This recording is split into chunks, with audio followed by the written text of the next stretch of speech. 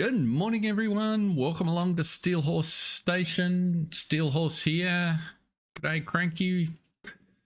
Great to have you in. Hope you are feeling well today, sir. I think there may be someone else lurking in the background. Great to have you as well. Thank you. We are going to head straight across to Newlands, I think, this morning. I didn't see any particularly interesting mods that leapt off the page for me when I just checked a minute ago in terms of the overnight deliveries. A couple of map updates and that's about it. But one thing I notice here is, and I've got to fix that again, is that we've got a whole heap of milk in the cow shed, so we'll get rid of that first up. Our canola is ready to harvest today, so that's good.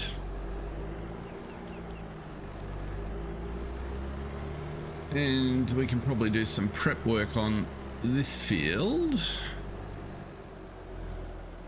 I had a quick look at the pigs and they are much happier with their food than they were, so selling a few down just helped us get on top of things there. Let's hook you on there and disconnect you off there.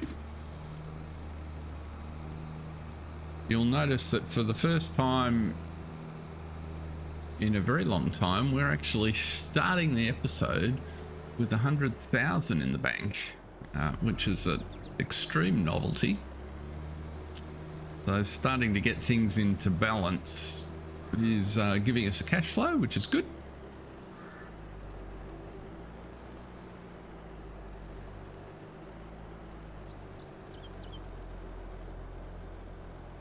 Just before I came on, I noticed that the stream from last night on the oats had finished processing, so if you weren't able to catch it and you're interested, come join us and Putneys as we start to develop our holding on the oaks. It's had quite a lot of fun with that one, and I'm really liking the combination of things we got going on there. So that'll be a weekly proposition at that time slot for me on a Monday evening. I realise it's not the world's most convenient for our northern hemisphere, but it puts it out there at the beginning of the week, and I'll try and construct it in a way that I should have checked before I did this. I do that every time. I take the milk out and then suddenly realize I don't remember where to sell it. Here we go. Bakery, dairy, bakery, 685. Now, is that the one? Which way is that? I think the bakery's in town. It is.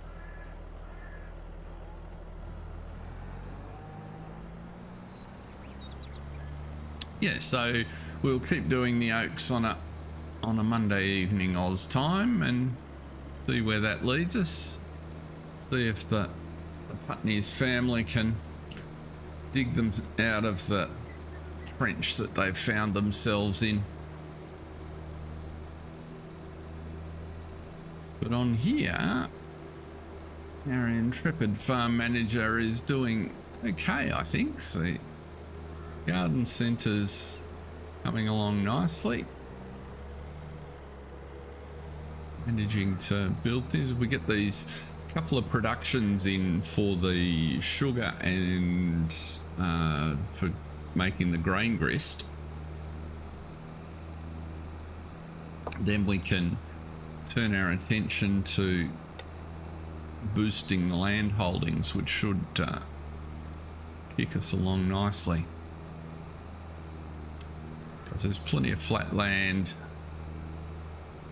to be grabbing. It's just a matter of the sort of money we've got in the bank. We need to have that available for land purchases. The pigs are going to breed again next month.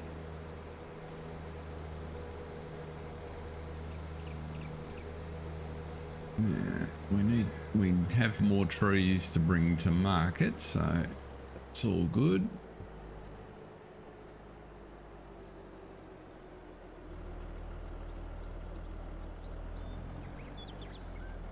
What's everybody been up to? Anything exciting? Oops, why am I not getting an overload? Is that not? Sure, I'm in the is this, did I have this issue before? Too high for the trigger? No, I haven't got the back selected. That'd do it. No, that's not it. Okay, I'm sure we've been here and I've had this problem before.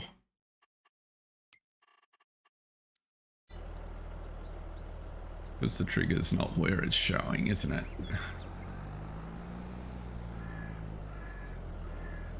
Yep.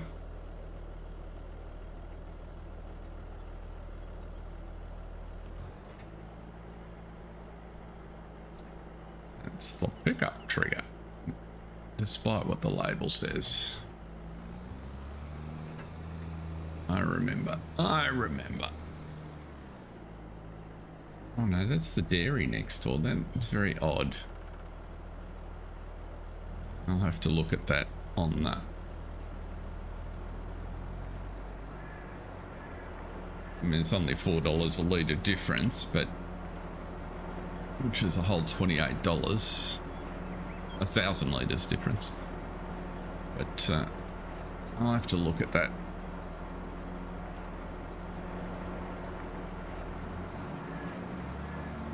I did a little bit of landscaping back at the ranch, which took one of the suggestions from last time, changed over our auger solution, so you can go back to main yard park. You're at the main yard, so this is what I was just talking about. So we just did a little bit of landscaping in here to widen the apron out, and then switched over the auger to one that'll pick up off the ground, and seems to fit the bin just nicely. And the advantage of that is that gets the really big clumsy auger out of the middle of our yard. And the other problem with that auger is it only wanted to load from one side, so now we can just drive around. I extended the road all the way around the back and drop on the auger, and we should be good to go. So garden centre, let's get some trees happening here.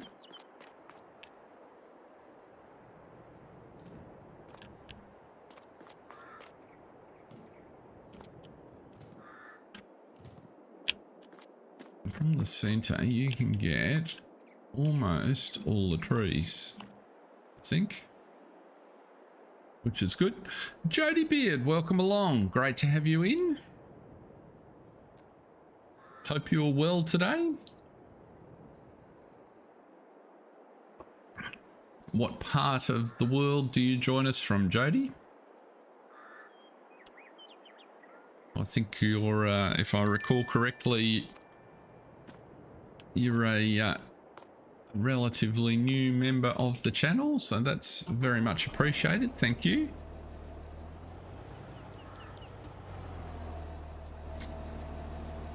I am very well this morning. And why is that not loading on? Just need to give them a hip and shoulder to get them loading in Miami, Florida. I do not know anyone in Miami, Florida, so I won't hit you with that question.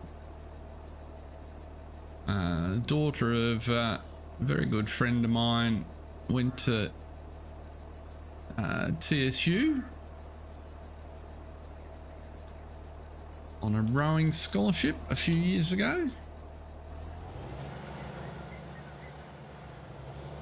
So that's about the closest I can get to that part of the world. I realise it's not super close, but it's closer than Melbourne, Oz. Oh, why are you stuck there? Get out of it. Well, you can go right back to the cell at the garden centre.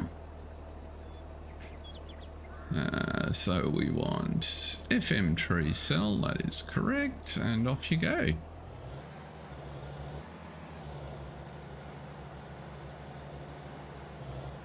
Now, while we're at just checking the garden centre, so we know, trying to figure out how to start a farm. What map are you on?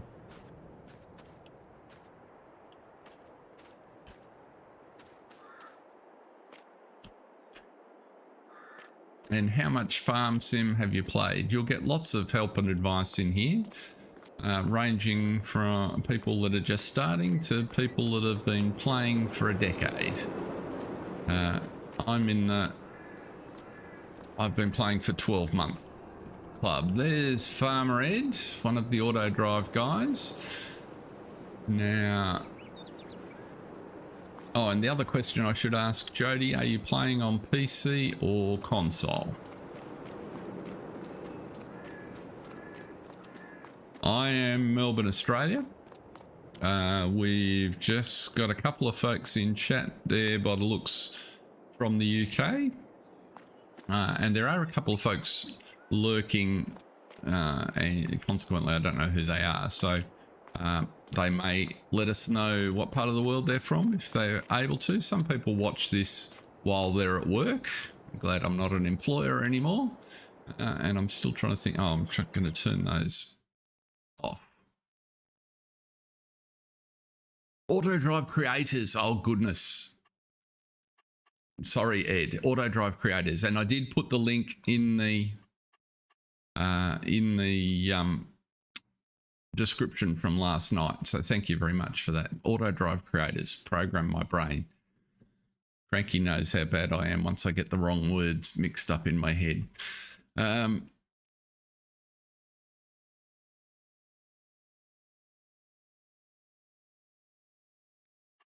You're playing Griffin. Ah, okay.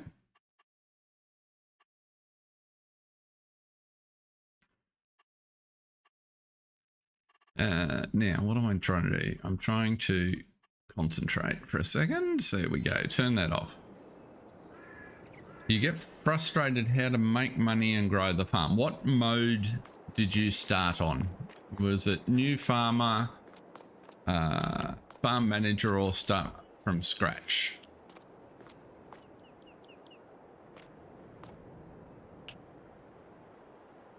Outback Jack is in Brizzy. Good on you, Outback Jack.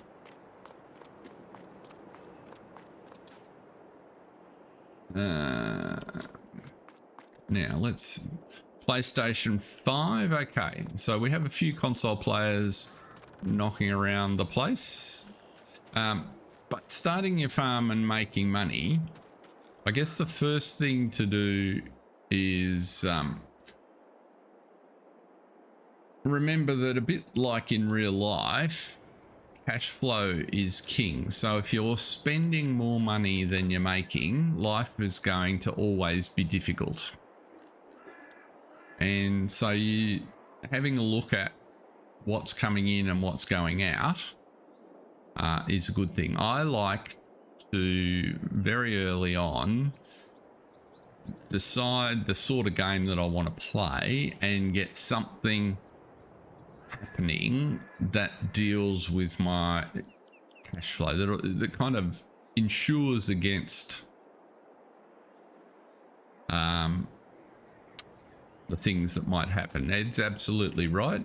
New farmer is best if you're just starting out, because the economy settings that it gives you are a bit easier.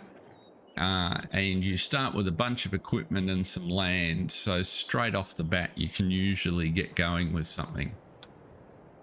But if I take this map for example, and it's not a... Yes, be very warned, the game is quite surprisingly addictive. On this map, I started out owning the garden centre here, but it wasn't producing anything. And in order to get it producing things, we had to get this production, which I'll show you here. So you had all these greenhouses, which were terrific, but each greenhouse needs either fertilizer or seeds along with this compost in order to produce product. And the problem was this compost then needs some product in order to produce compost. So understanding your supply chain, so to speak, is important to figuring out how to get your cash going. And it's the same with crops. If you look at your crop calendar, there's lots of options, but understanding, whoops, let's try the calendar. Some of them take like wheat, barley and canola. You plant them in one part of the year, but you don't get any money back until you harvest them almost a year later. Whereas something like soybeans or what am I looking for here? Sorghum, you can plant sorghum in April and you'll get some potentially money back in August.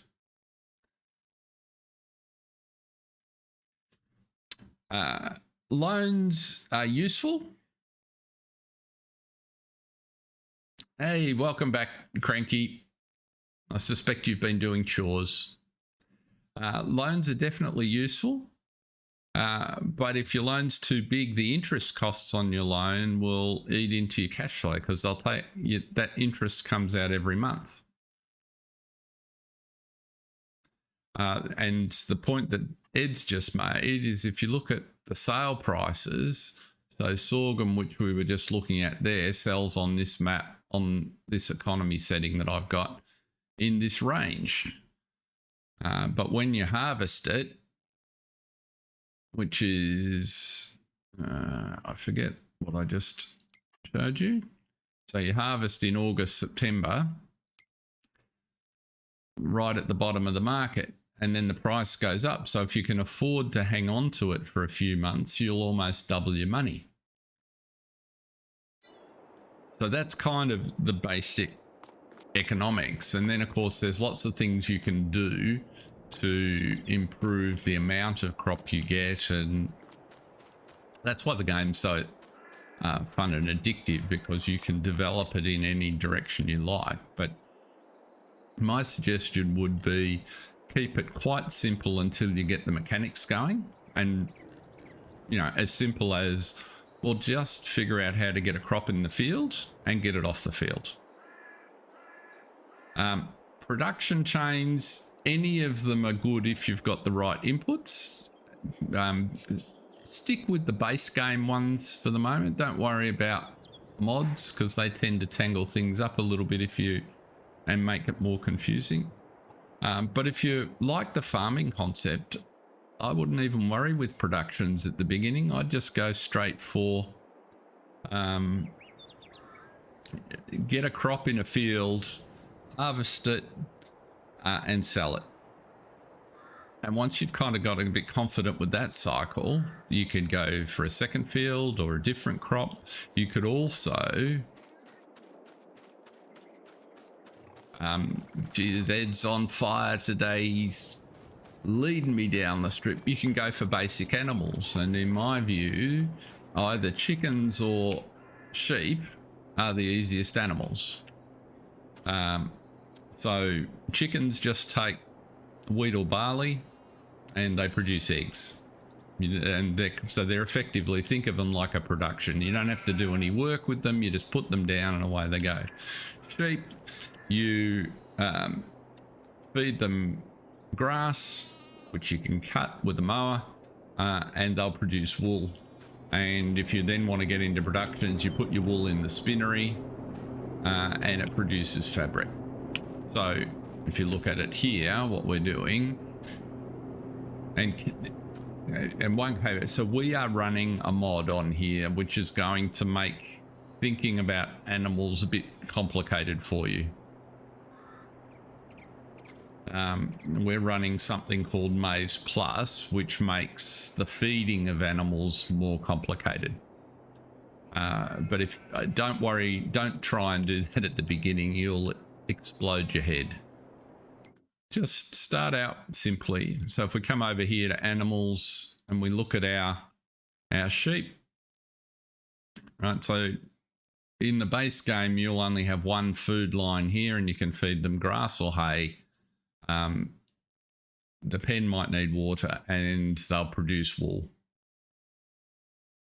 Oh, there you go. On PS5, you don't have to worry. It's more just if you're taking clues from watching what we're doing on the stream, you won't get Maize Plus. But there's our sheep. And if we look over here at wool, we can sell wool through the course of the year for between 800 and 1200. But if we put it into the spinnery and produce fabric, we can sell fabric for between 3,000 and 5,000. So keep it really simple and just start with little things, because you'll find there's enough, even just the simple idea of picking a field, and we're going to go harvest our canola in a minute. Just understanding what equipment you can use and in what sequence and what effect it has on the field is enough to learn in the early games. And so get on top of that, because once you've got your fields performing well, it's a foundation. And the neat thing about it, despite what lots of people on the internet will have you believe, is you can play this any way you like that's fun. Because at the end of the day, it's a game. And there are literally thousands of different ways you can do it. So, with all that said, we are building ourselves up here, and I completely lost track of what I was thinking. We checked of sorts. We've got to put fertilizer, that's right. We've got to get some fertilizer into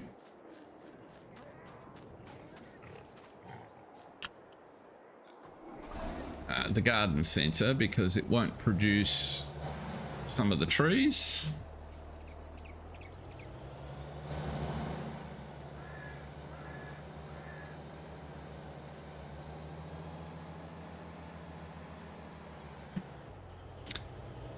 But if there are specific questions with that sort of general overview, oh, thank you. With that general overview, if there are specific questions, Jody, about things that are really confusing you, as you've seen with the chat, there are heaps of folks here that will be able to point you in the right direction, because some aspects, let's face it, giants do many things well, but there's, whoops, I'm not the wrong ones, but a few things not so great. Documentation has improved, but explaining how stuff works, not always their strong suit. And so it can get a bit confusing early on when you go, well, unless I'm actually an expert farmer, how on earth do I know that you're supposed to use that tool before this tool? Rightio. So let's come down here. So these need fertilizer. You'll see a few of them have gone dark on me. Let's whack some fertilizer in here.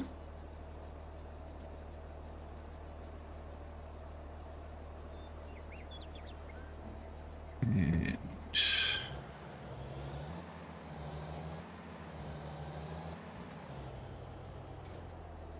a couple of other people may have snuck in. Welcome along. Let's pick one of the dark ones. That'd be a good idea.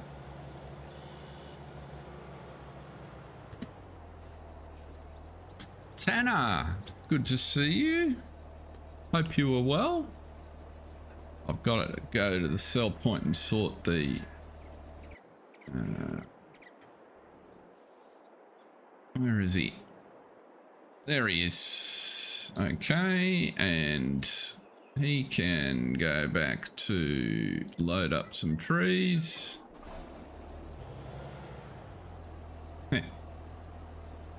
So the definition of getting good at the game is a very personal thing, I suspect. I can tell you that in my first year, I racked up 3,000 hours, and I went from not even knowing what a YouTuber was to doing this. So there is much scope.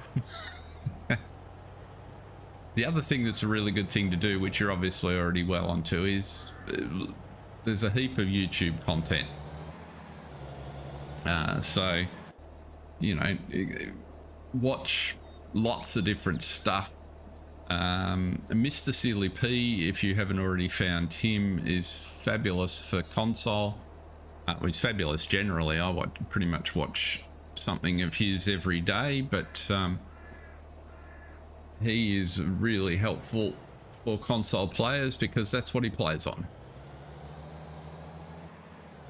And it beggars belief to me that Giants don't actually give him early access to a console version of the game. I'm just, when the Platinum came out, I was just astonished.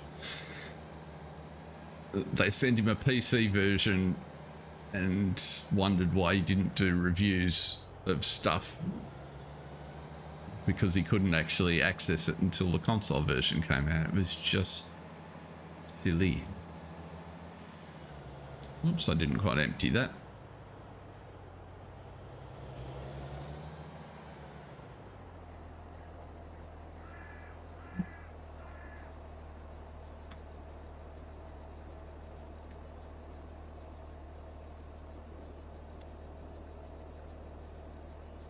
Oops, let's try that one.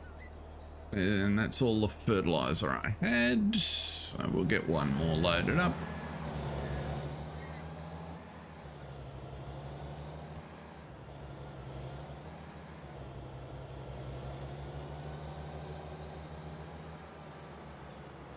Let's pick one of these dark ones. Might have to go and buy some fertilizer today, I think. We'll do that later on. Mark Haythornwaite, welcome along. No need to apologise. You're a busy man helping Farmer Briscoe, from what I understand. Farm Sim Briscoe.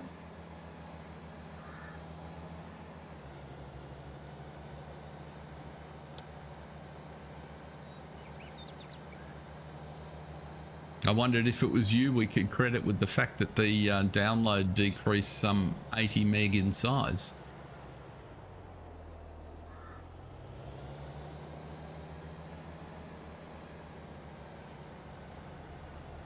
I must say, it had me a bit nervous.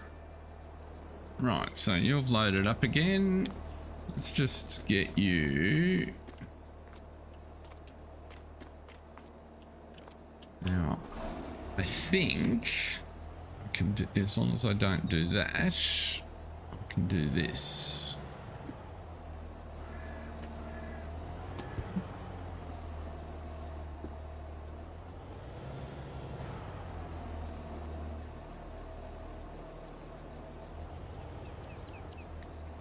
Yes, well, I thoroughly recommend the Oaks for those of you on PC. It is a lot of fun, and for those of you not, watch the stream that I do on now on a Monday night. Oh, come on, grab. You're just not going to grab it, are you? If I didn't want you to automatically load into there.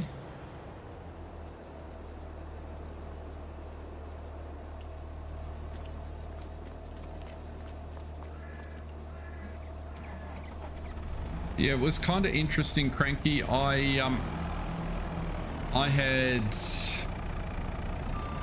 a few challenges yesterday afternoon when I downloaded version 3. Errors and actually had several hard game crashes. The same sort as the ones December Farm was reporting in the PDA, and so what I found was that I needed to. Right, why are you not? There we go. Get you off there. Put you here. I needed to upload it and stop and start it a couple of times for it to settle down, and then I was able to run the stream all of last night, so the full 2-hour stream without a single issue. It was really quite odd, not behavior that I'd experienced before. There's at least one object missing from the map, because you get an error from missing wall lamps of some description.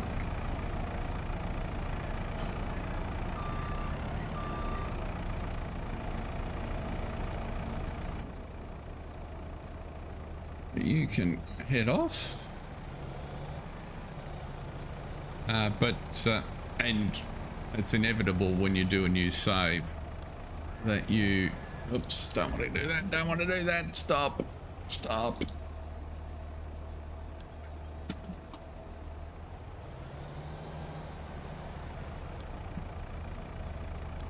You gonna make it to the tree cell? Maybe.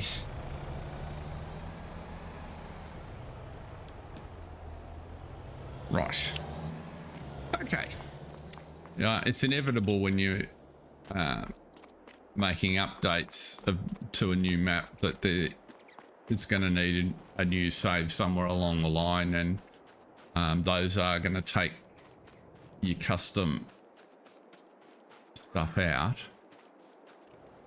But part of my conclusion on the fixes is I don't think all of the fields are perfectly set up. I don't believe, from what I've seen so far, and I've only used a few, that that's affecting gameplay, but I think there's a couple of oddities under the covers. Thank you, Jody. We're just small and we have some fun. Because trying to do things to fields, particularly using easy dev, was contributing to my unpredictable behaviors. So as soon as I work fields through the cycle, they work fine. So I wondered what was going on under the covers there. But by and large, the oaks is fabulous. No other way to describe it. Yes, that was the first thing I noticed, was all the placeable ownership is sorted. And I was just concerned that because the download was some 80 meg smaller, that a directory was potentially missing out of the i3D.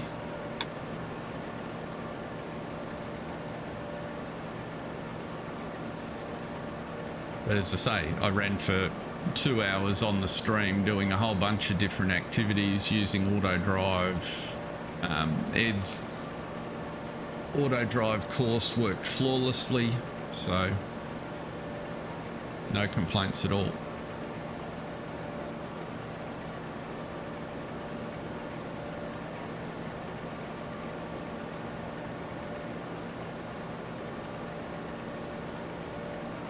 That's cool. I was happy with the smaller download. Anything that reduces the rate at which I consume disk space on my, or storage space on my PC, is really valuable.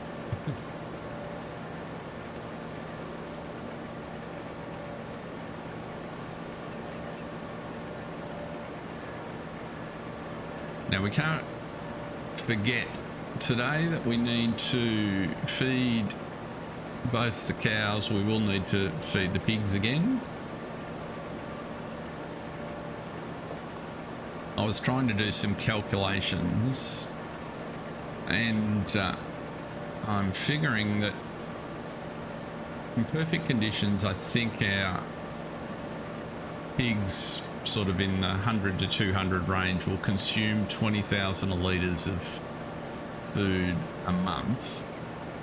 Now 30% of that is going to be canola, so therefore we need 6,000 litres a month, or 72,000 litres off the field. So I'm tipping we won't get 72,000 litres off this field, but we should make a big hole in it.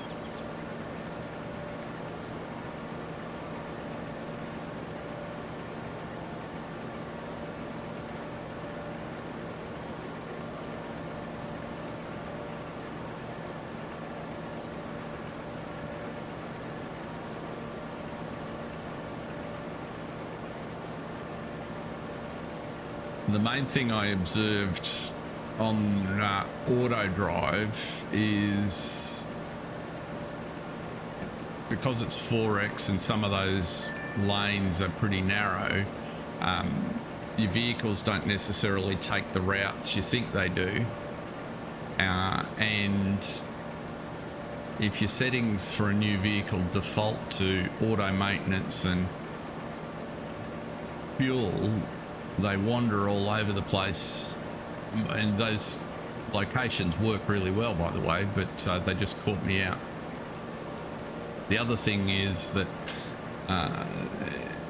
for some vehicles, the roundabout doesn't classify as a corner. And so I had several vehicles before I got the speed sorted that tried to take the roundabouts at speed, which was a little more exciting than I wanted. But that's nothing wrong with the course. Yeah, I can imagine, Farmer Ed. There's would have been a lot of work in that map. I can just see by the detail of the road network and where you've had to put things.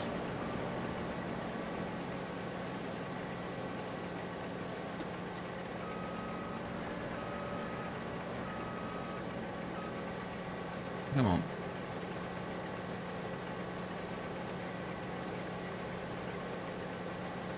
Get some canola out of here.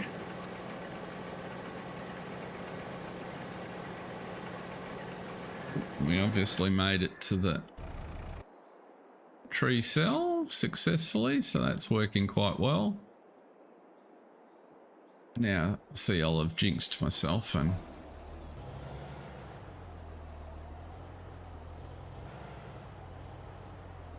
you're gonna, yes, you'll get out of there, but you won't get back.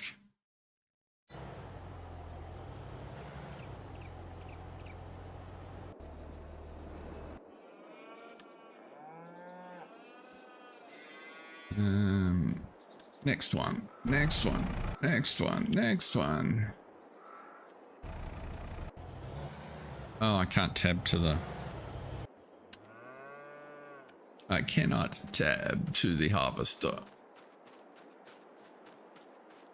Probably the only vehicle that I have.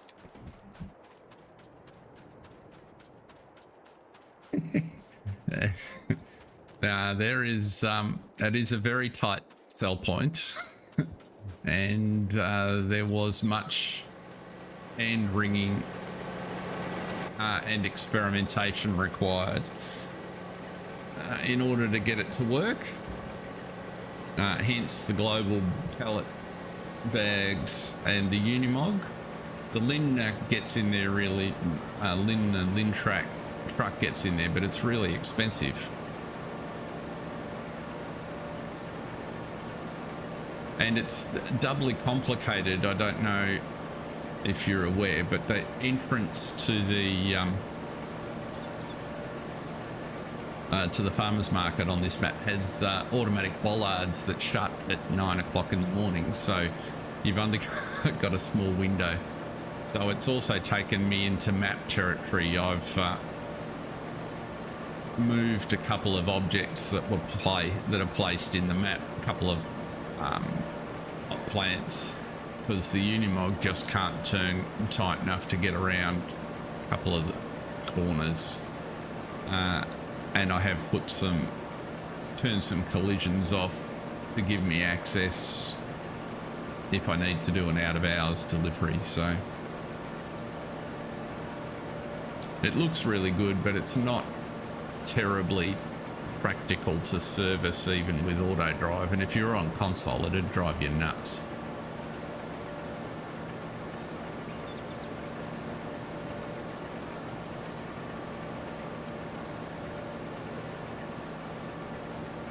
It was amazing how many trailer and haulage combinations I have to and try to get it right. No worries, Ed. Thanks for dropping by. Great to see you. Have a good one.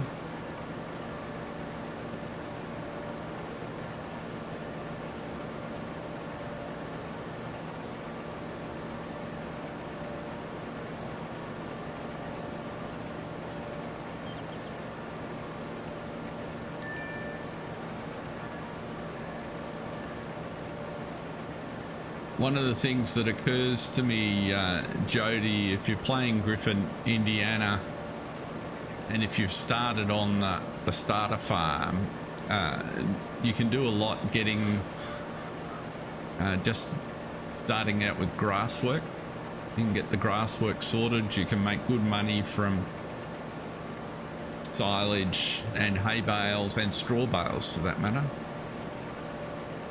And there's plenty of grass that you can cut even without planting your own fields. So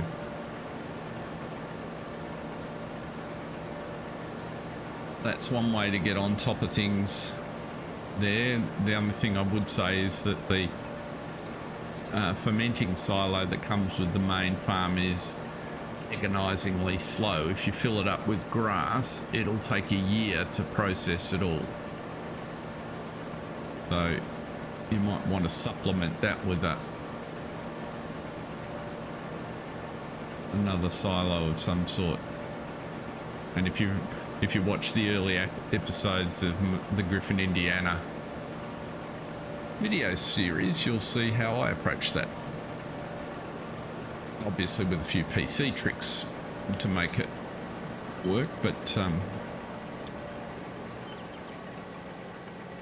I don't think I did anything that you can't do on console. I didn't use any PC only mods in the early days, I don't think. Now where are we? We're at 69%, so let's do what we did last time. Come down here.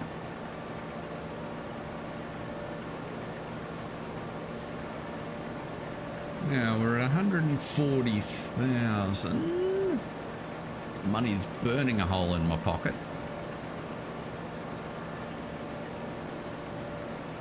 Oh, missed a little bit.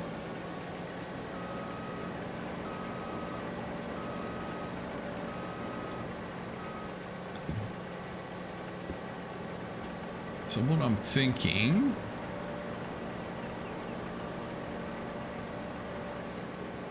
is we need to put this grain grist mill down.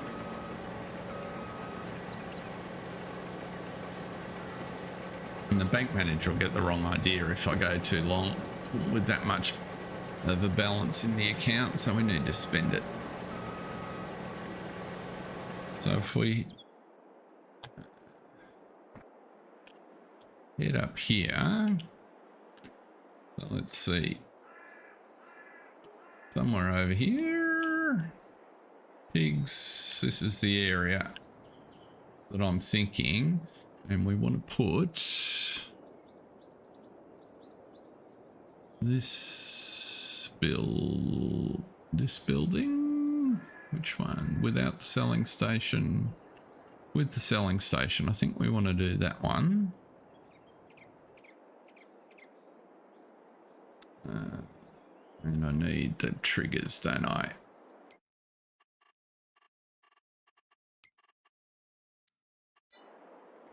Let's go do that again.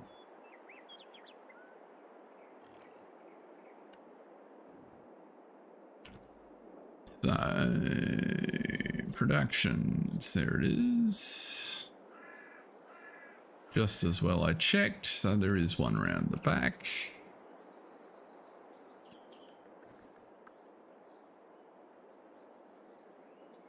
But we need to be able to transit the building.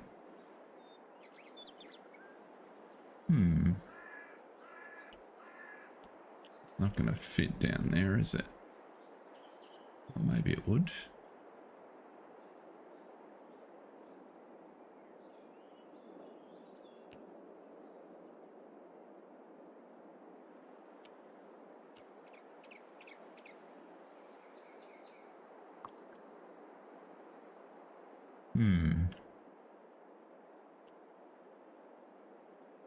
Be better to put it there.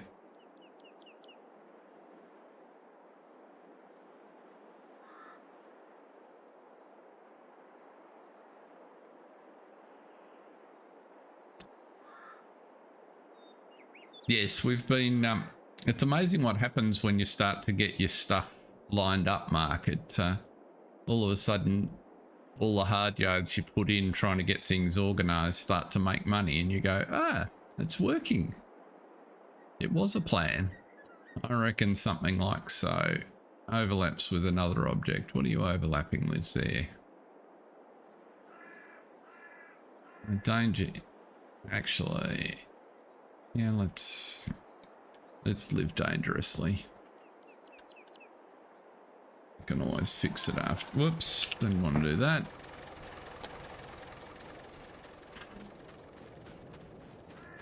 Let's just go up and see how much of a mess we made. So there we go, back down to 42,000. We need another 50 now in order to be able to buy the sugar mill. And those two things will then have given us enough to process. That's all right, it's a little cluttered, but right. So what we can do in here, we can make grain grist, wheat, barley, corn, oats, sugar beet and potatoes. Oh, this will do sugar beet cut. Okay, so we don't need anything that will produce sugar beet cut. We can just drop it in here and turn it out at a prodigious rate. But and it means we don't. We can't get corn back out of it, but it will give us somewhere to put the corn that we want to process. So that'll be good.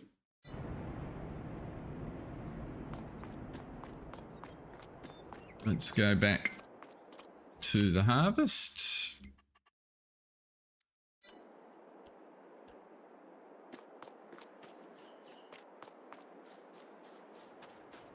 Coming along nicely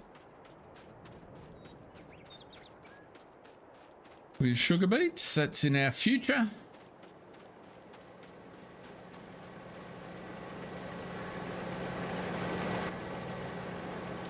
Welcome along, whoever's just popped in. Great to have you here.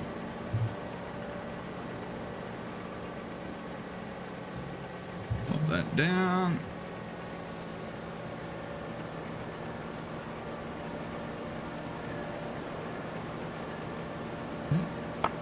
If he's dead, water it is.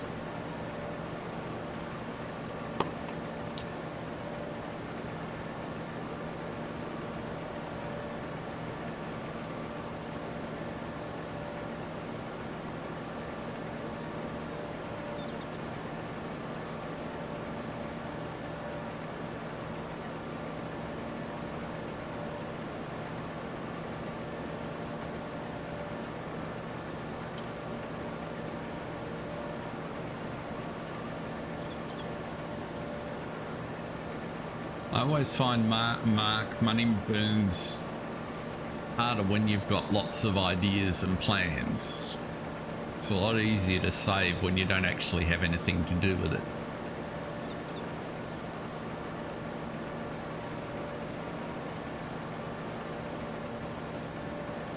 But there's at least one more pallet of trees and some fruit and veg to sell, so we'll get up to the amount we need for the sugar mill in the next episode, I think.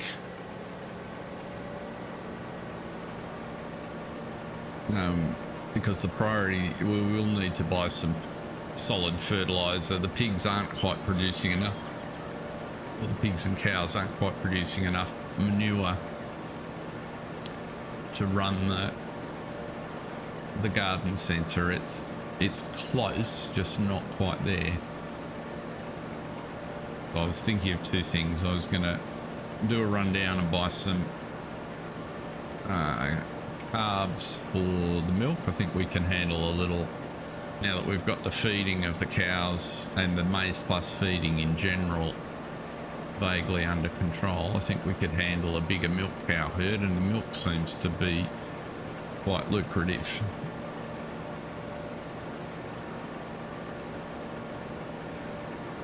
We certainly produce it pretty fast.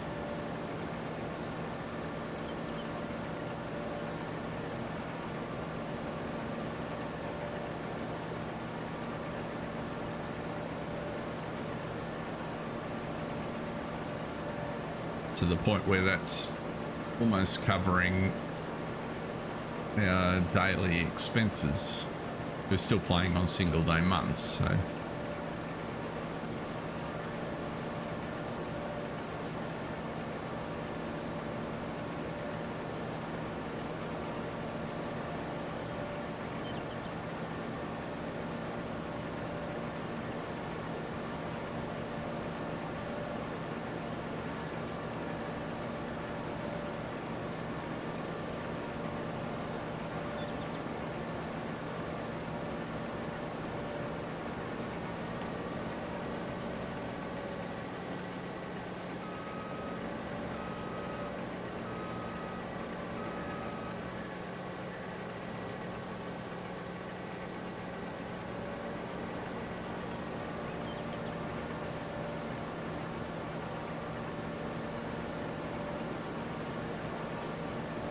and I'm thinking, if I've understood it correctly, I can use the grain grist mill to produce grist from any excess barley we've got, and so that we don't need all the barley to make seed, and so that will offset the shortfall that we'll have in corn, because our cornfields nowhere near big enough to provide base corn and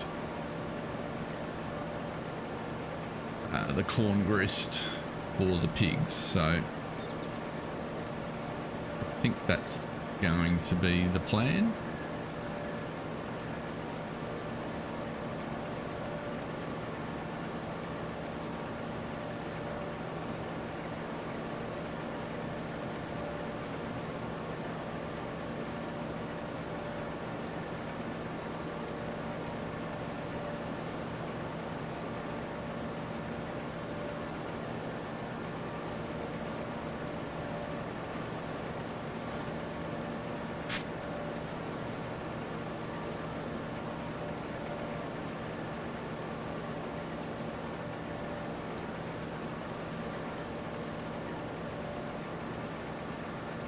We're getting pretty reasonable yield off here, I think.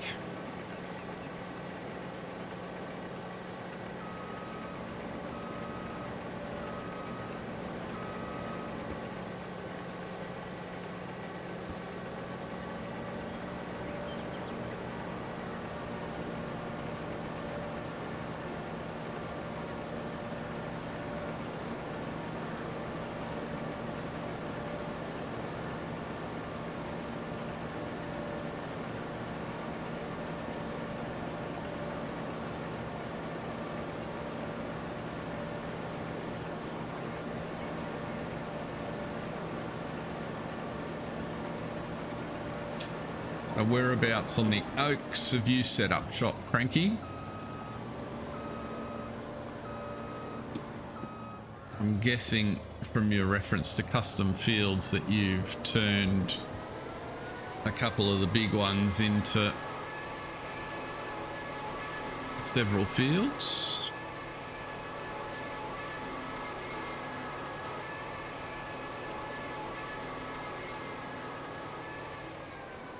One or more of the big ones into several fields.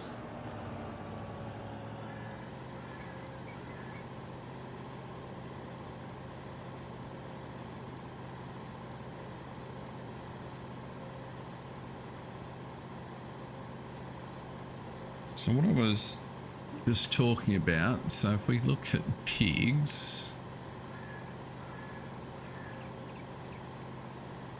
CCM's done with corn, grain grist, and if I go over to our grain grist mill, there, I can get grain grist. Oh, I've got to mix all three types together to get grain grist. Wheat, barley, and oats. That's a bugger. Okay, that was a good idea for a moment until it wasn't. So we would have to put in a field of wheat and oats. Oh well, more work.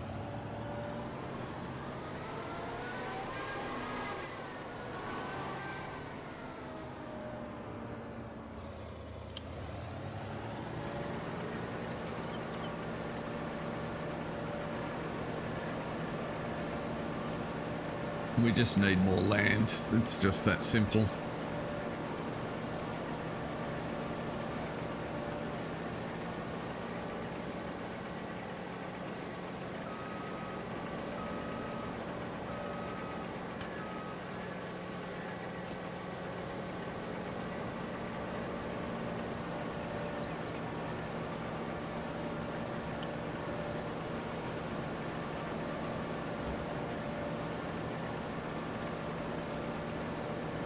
My modding and map making discovery of the week was to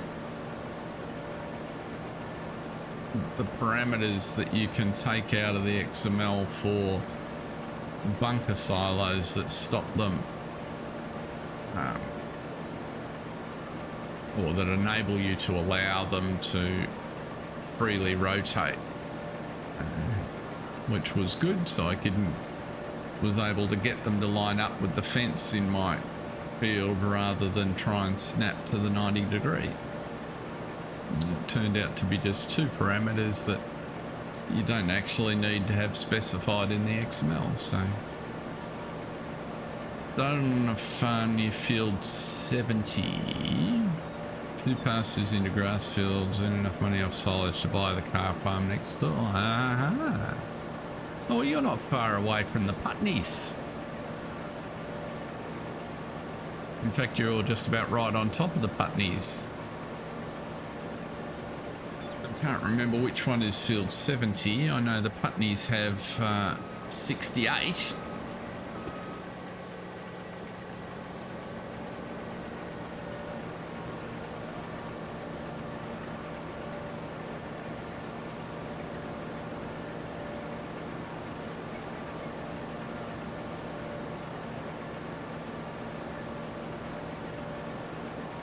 Let's just treat this side as a big curve, I think.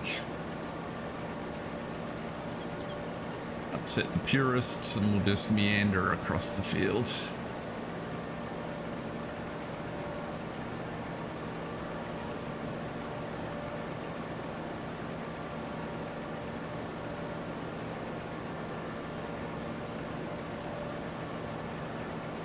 Yeah, no worries.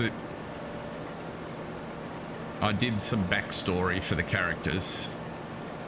So Harold and Ma Putney, the farm's been in Harold's family for generations. They have 5 children who are finished high school, struggling to get work in the local area. They got a big mortgage. Farms progressively sold down land to sort of cover their costs, so it's been shrinking the last few years. I can imagine how tough it would be to raise 5 kids. So they're struggling a little bit, but they've still got some land holdings and they're able-bodied, so I'm sure they can figure it out.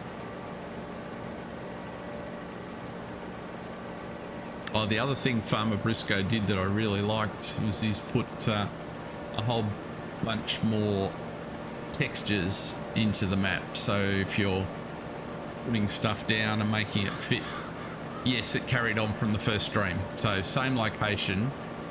I had to adjust a couple of things to deal with change of the map, but by and large, I just built out the story a little bit. Filled in some of the blanks we were speculating about in the first stream.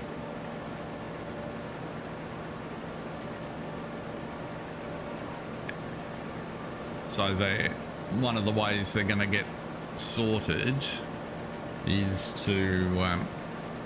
very much to develop the grass business, which was one of the suggestions.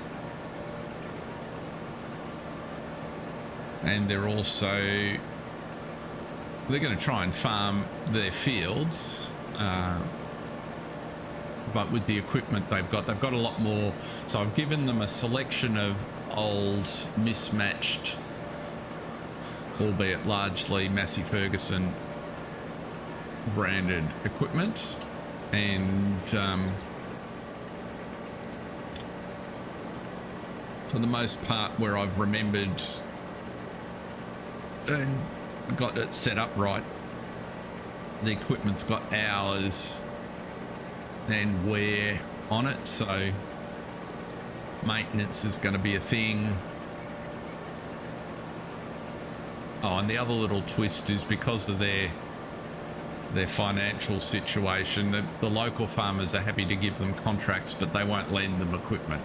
So that's just a little twist. So they can only do contracts for which they've got equipment, and I made a little mod that removes the equipment from the contract list. So I think it's got some legs, and we'll see where it leads us. It was certainly fun to do it, and the map's got a heap of scope for that sort of play through, I think.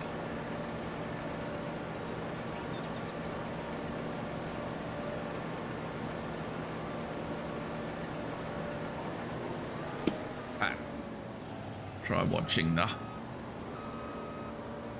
the bin.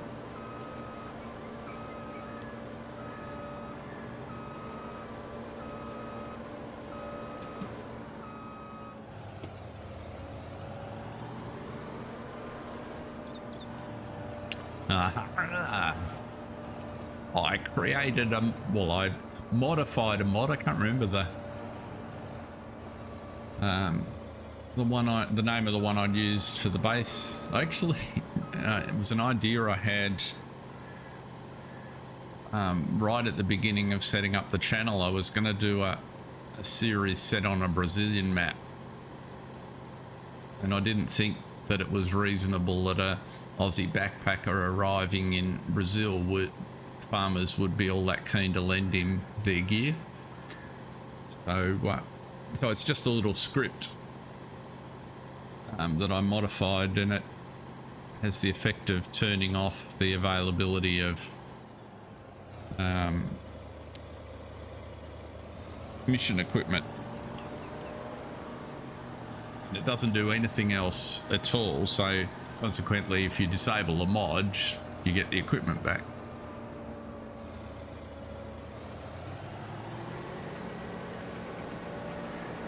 I don't know if there's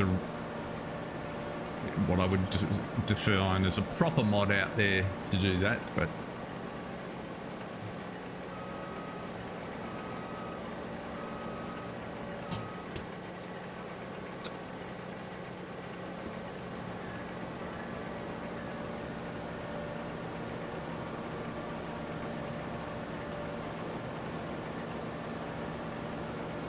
it doesn't mess with what you get paid or anything else. Oh, and the other thing I've added is a mod that gives you lime contracts as well, because I figure somewhere in their future might be, I don't think I mentioned that in the stream, but somewhere in their future might be the opportunity to make money from hauling and spreading lime.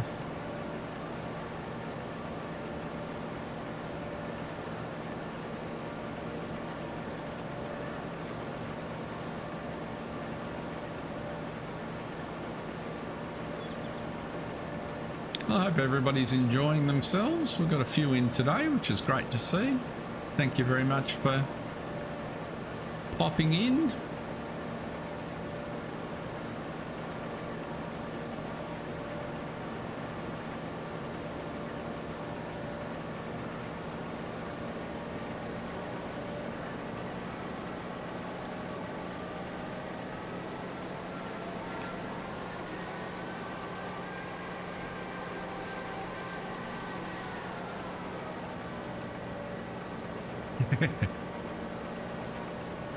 They may well be, Mark Haythorne, mate. Hey, Scooter, good to see you. Welcome along. I'm allergic to picking up stones. I'm happy to play with weeds on. I have played with stones on, but for whatever reason, it's just really odd. I just find the way stones are implemented to be annoying.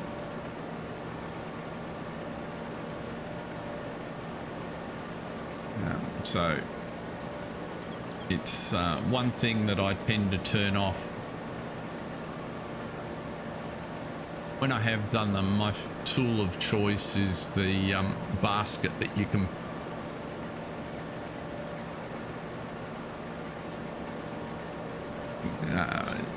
put on the front of a front loader or a telehandler. And I didn't mind tootling around in those, and I figured that was the way a cheapskate Aussie farmer would likely approach it. I couldn't imagine him buying one of those big heavy duty stone pickers and just weld up something from an old bucket and stick it on the front of your tractor.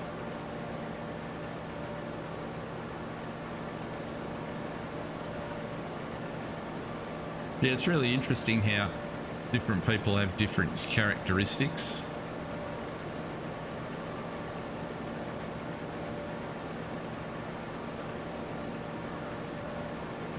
I did think about just getting a modded stone picker, Mark, and dealing with it that way, and then I kind of worked through the logic in my head, thought if I'm going to do that, there's an option just to turn them off. Why bother? Just skip that step and don't worry about it. I do everything else.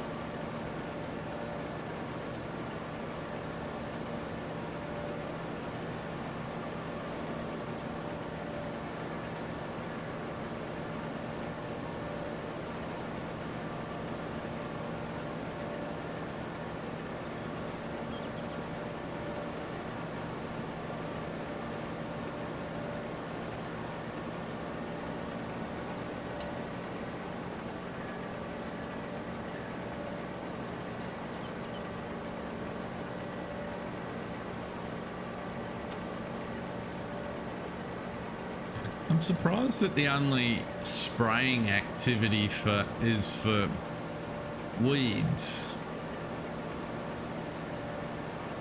I don't understand. I would have thought there was. We have insect problems all the time.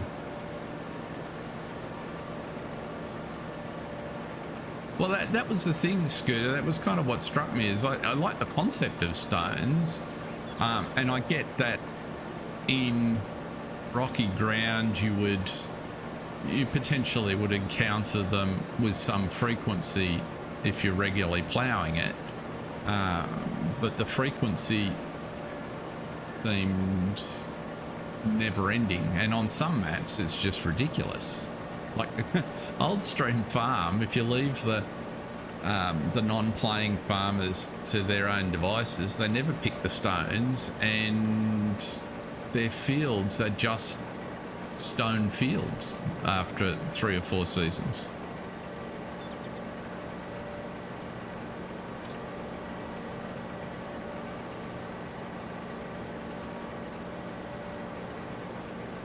No, I'm still waiting for, like, on Western Australia, one of those versions for a grasshopper plague to come through and, you know, burn a hole in a field's worth of crop. Or, you know, I'm sure there's other, I'm just not enough knowledge as a farmer, but there must be other insects that are problems for these crops that need to be dealt with.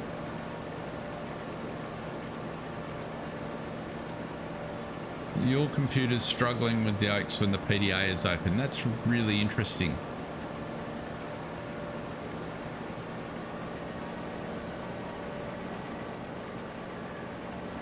I haven't. The symptoms when I got the hard crash yesterday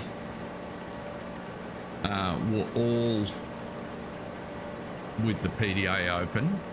So, because I went to check whether precision farming was working properly, and when I say hard crash, like the game just gone, disappeared, straight out to the desktop, no session.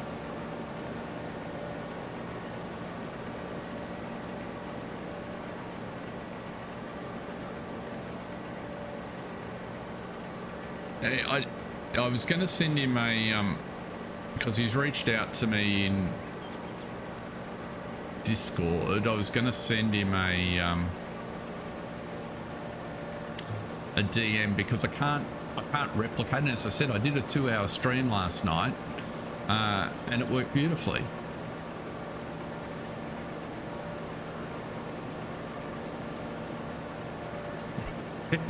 Yeah, no, who could forget floods and bushfires? But yes, some events that farmers have to deal with would be good, and I don't see them as being an awfully complex thing to implement along with the game mechanic. So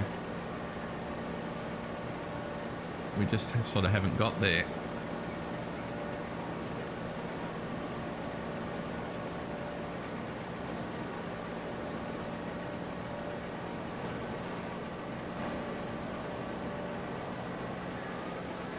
Right, doesn't really matter which bucket I put it in because they've both got to go.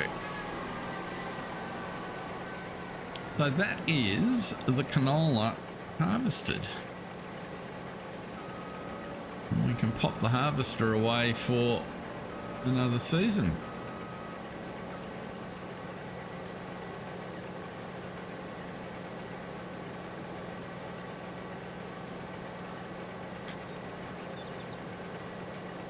Could someone post the Cranky, would you be able to, when you get a moment, put up the link to Farmer Sim Briscoe's itch.io page, please, for anyone that wants to communicate with Farm Sim Briscoe, but also access to the oaks that doesn't have it.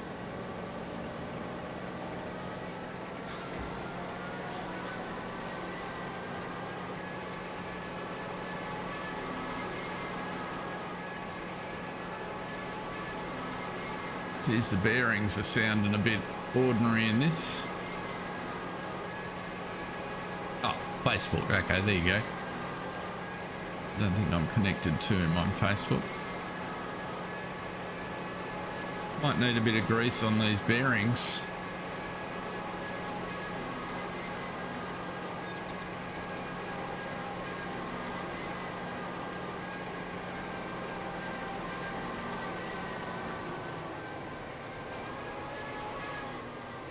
They're singing to me.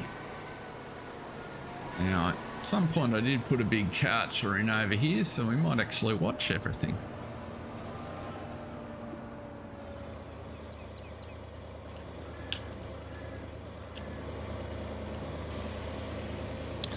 G'day, Matt W.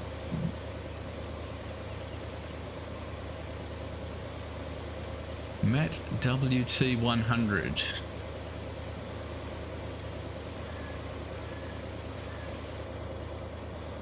Oops, got too far away.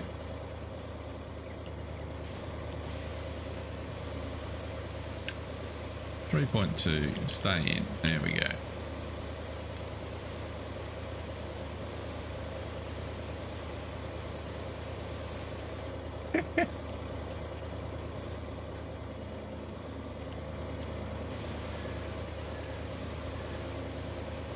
FSG Mod Assistant must be the most updated piece of software on the planet.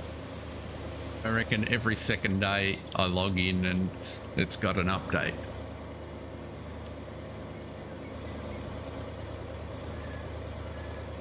And what I'm quite impressed about is only one of the updates has been a catastrophic fatal. So that's quite an achievement for something pushing out so fast.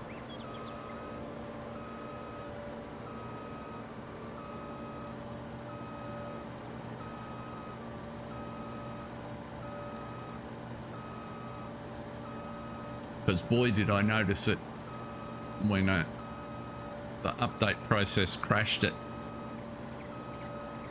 Yeah, it does take a little bit of setting up. I do find it quite useful.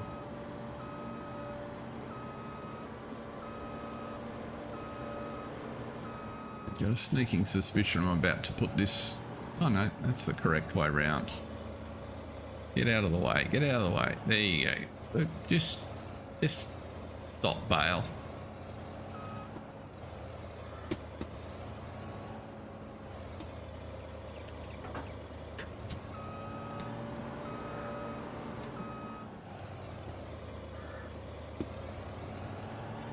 Park you later.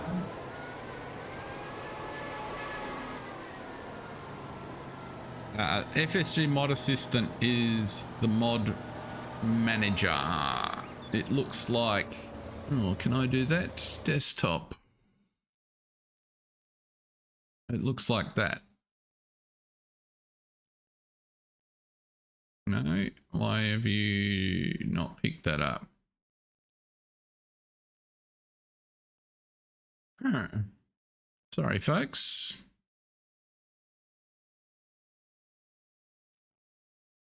For reasons that I don't understand, my desktop screen is not communicating. Oh, well, I tried to show you. It does the same job, but with more function and better than the, what was it called?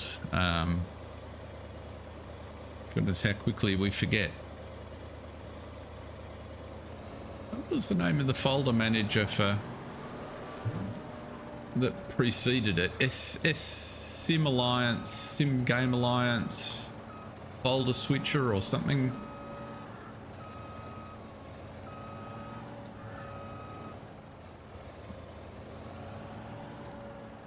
It's like the Sim Game Alliance one, but it's got a heap of extra function that they're building into it, which tells you a lot more about the mods and does some crude checks for compatibility. It allows you to compare folders and all sorts of nifty little functions. As I say, I would have shown it, but for some reason my desktop is not. Let's just see if that's a device not connected. Let's try that one. Okay, that's better. So if I do that, you should have the desktop. And so you set all your folders up.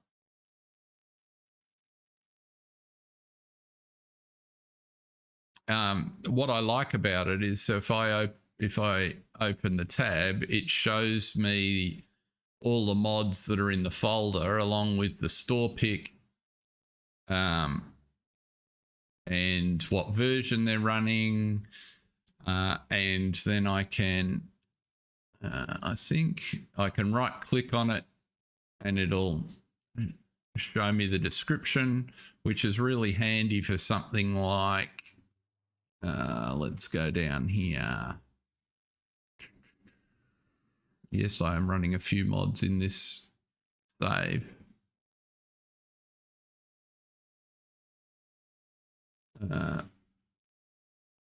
Yes. Mark. What am I looking for? I'm looking for follow me at the minute. There it is. So follow me has the instructions on how to use it in the text. So being able to quickly get to there, because actually in game trying to get this information is quite difficult. So it's just really simple. And I can, when I'm not streaming, have it open on the other screen, and it's really easy to refer to mods. It'll tell you if there's dependencies, all sorts of stuff. So very useful.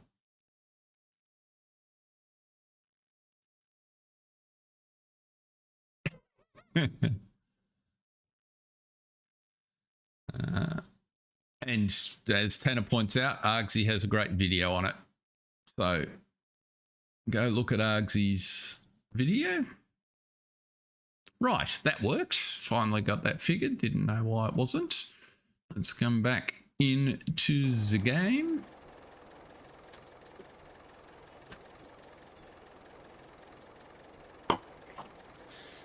So canola is off. We need to put down the milk tanker. Why have I still got 93 litres of milk in the milk tanker? That's just really annoying. Well, guess we're making cheese. God, free for all. I am very well today. I hope you are well too, sir. Hope your weekend's work went well. Oops, I don't want to do that. I want to unload that.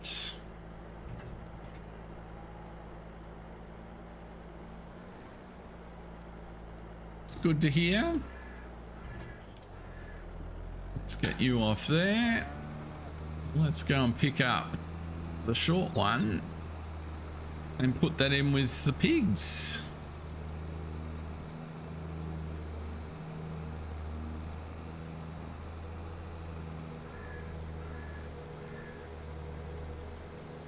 How much did we end up with here? Not an enormous amount in there, would be my guess.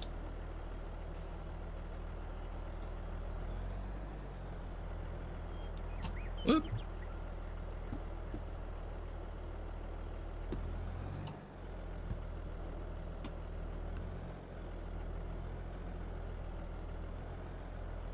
Oh, goodness me.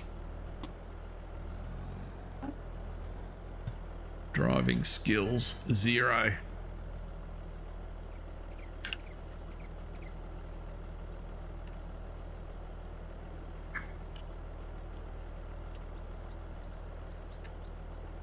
What are you doing? Why are you not?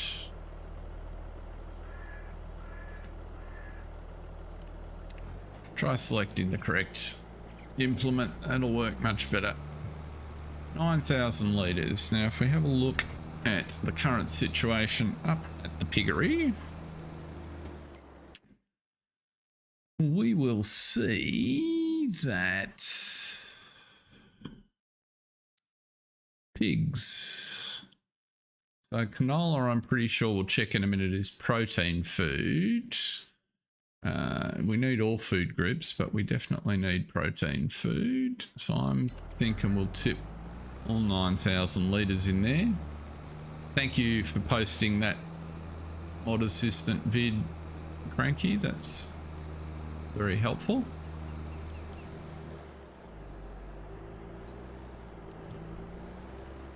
Zoop through the trees, up the hill.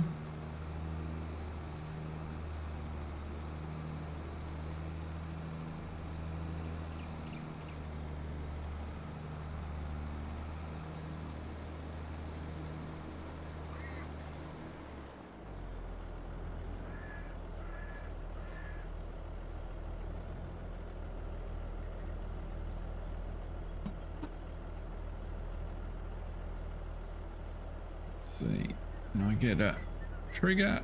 I can. And this is pigs, so canola is protein food. I was right. So we have now a bunch of protein food. We're going to have to buy to get concentrate and moisture food. That's okay. We can go and do that. What do we want to do next? I think... I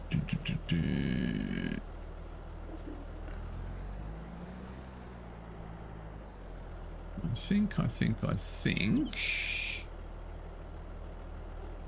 we'll take this bin around to our parking lot here.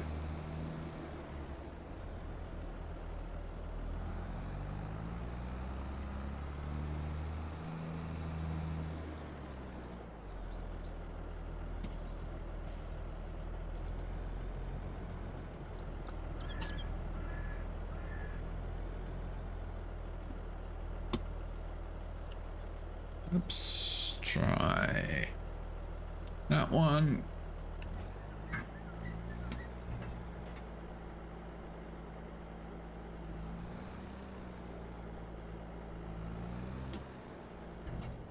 And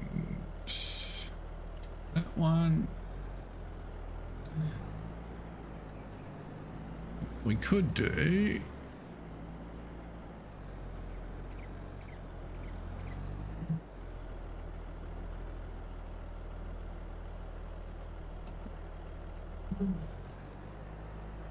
back up. Oh, goodness.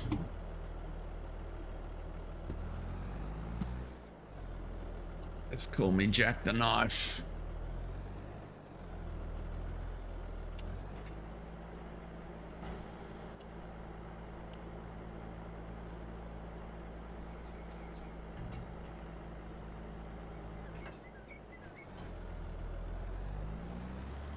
I'm surprised we haven't seen any trailers with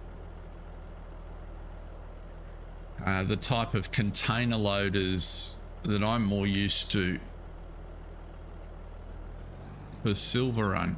So now that we've got proper 6 and 12 meter containers, what I'm used to is a trailer with a mechanism on this end and a mechanism on the other end, which lifts the container off the truck bed sideways and pops it down. I don't know what they're called. I've probably got a proper name and a trucker slang name, but I would have thought we need a couple of those in the game rather than lifting them on and off with wheel loaders. Yeah, where am I going? I'm going to the shop to get a bunch of fertilizer.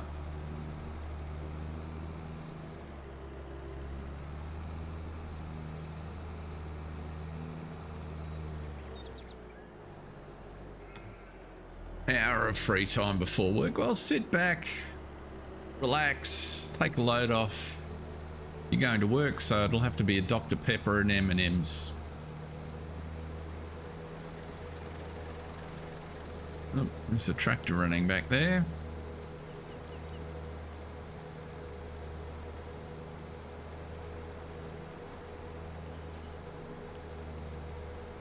Well, now that we've got those 2 fields done, we should really getting a mulcher going. I think I have a mulcher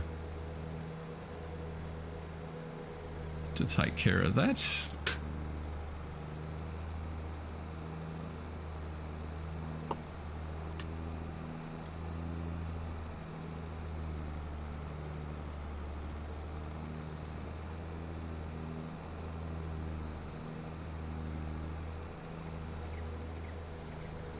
Train's still stuck on the hill.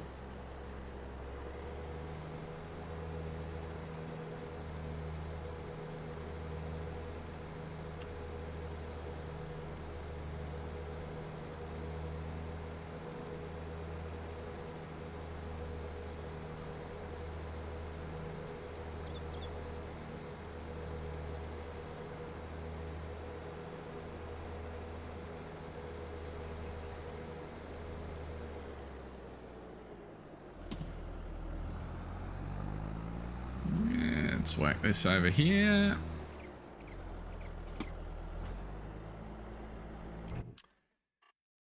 So,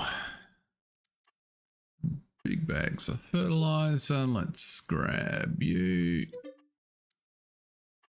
and you.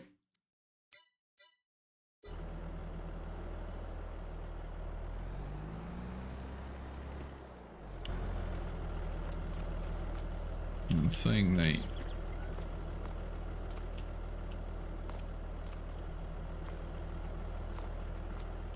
very lightweight fertilizer in these 1,000-litre bags.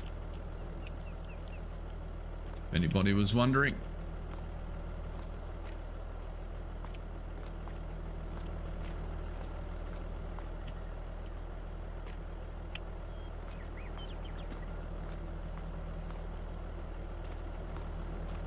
BC Bueller's Discaro. Ah. I don't know if I doubt that I grabbed that for here, because it wouldn't have it might not have triggered the thought process. I'll have a look in just a sec.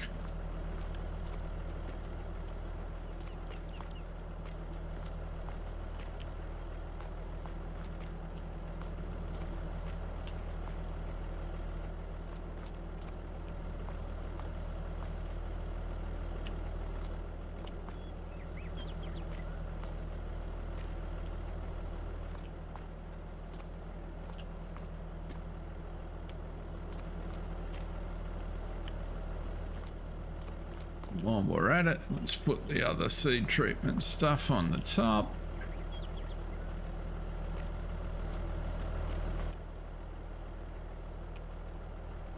Strapped on.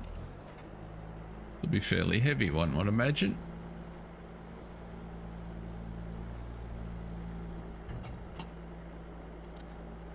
So,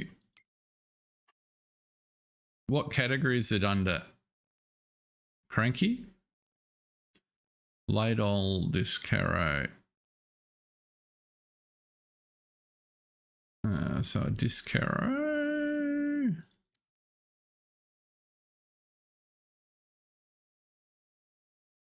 I have a bunch of Discaros here, but the Fortrit one's the one I would go for, just because that's what we're doing on the map. I have lots of Discaros. How about that?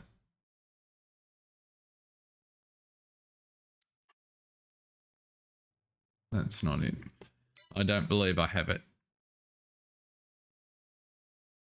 I will have a look next time I am on the ModHub.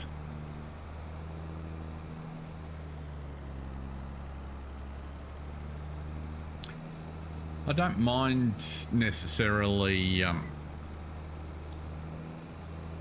running over the field to mulch it and then cultivating it separately, because I tend to, just the way I go about things, I tend to try and mulch immediately after I get the crop off, but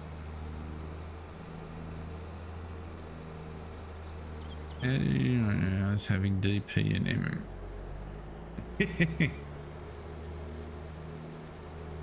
Yeah, it must be psychic. I could smell the medicine. I think I've mentioned before that the unfortunate thing about Dr. Pepper from an Australian standpoint is that the flavour additive is almost identical to the flavour that was added to oral medicines in the 70s. So as a kid growing up, it was just immediate flavor, just tastes like medicine.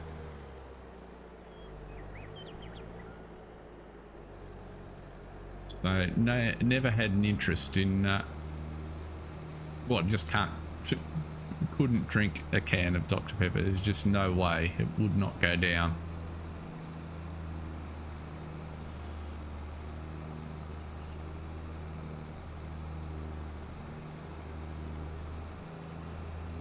So for those of you that haven't been along here for a while, you might notice there was some ideas from last round. I think it was Jason McKinley suggested that I change auger, and so I did a little bit of landscaping here and made a spot so the auger can sit round the side. We can drive past it, drop on the ground, and the auger will pick up off the ground. So get up there, come on. I don't want the fertilizer, I just want you to sit beside the treatment auger. That'll do.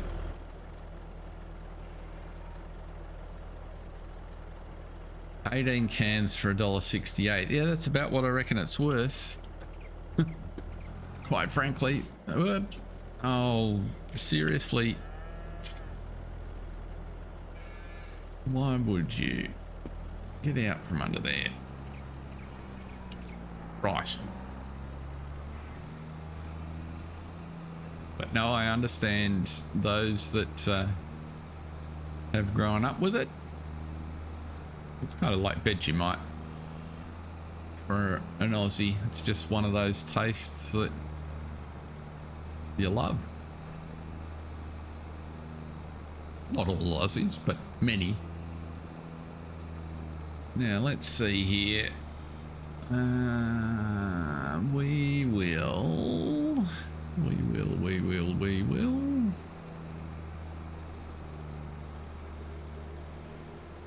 If we're lucky. It's really funny how they mess with drink compositions as you move around the world. I didn't even know it was a thing until I visited the Moët and Chandon cellars in Epinay many years ago, and discovered that they actually changed the blend of your basic garden variety Moët and Chandon champagne according to the market they sell it in, because they have to add more sugar, particularly for the US market.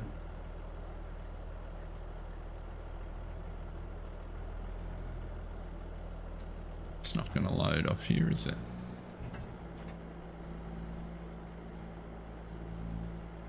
Okay, that's probably full.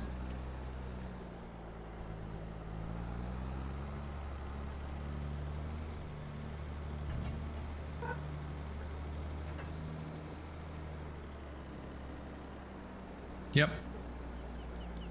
So now that I understood that, it's kind of like, oh yeah, well that kind of makes sense. Different marketers for different products have chosen different additives over the years, particularly with things that have been developed in one market and then shipped off somewhere else. Oh, it is letting it load out of there. That'll do. Go around again.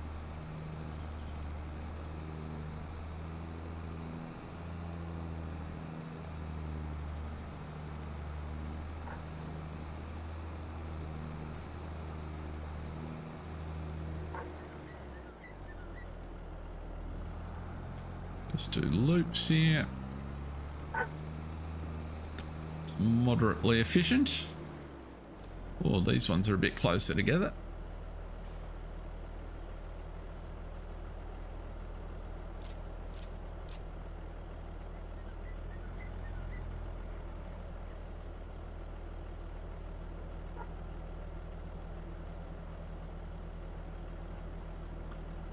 Right.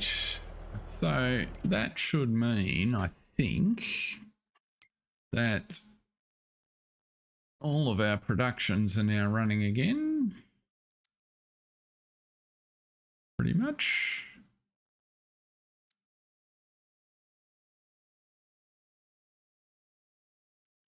Seeds will top up next time. You're full. You're out of space. Might as well deactivate you for a little while. Terra on water.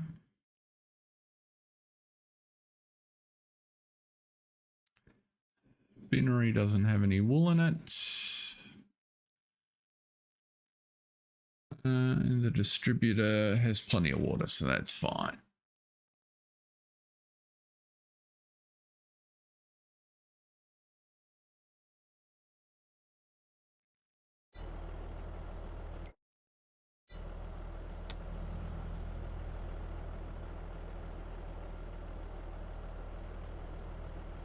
UK is fruit, caramel, and caffeine. Oh.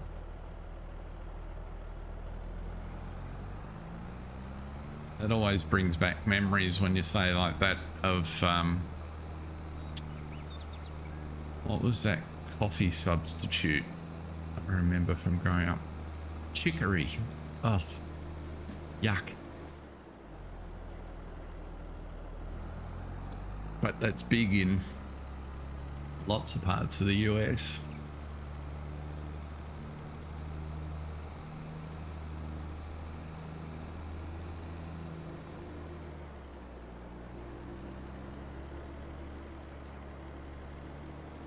We used to use Vegemite on Scout Camp. You can dissolve it in hot water and it makes kind of like a broth, the sort of thing that you'd drink if you had to when you're out camping, but not necessarily the world's most appealing soup.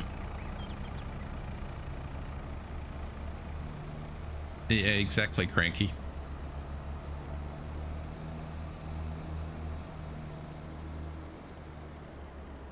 Once I discovered real coffee, there was no going back. Now, let's... You dropping into there? You are. Oh!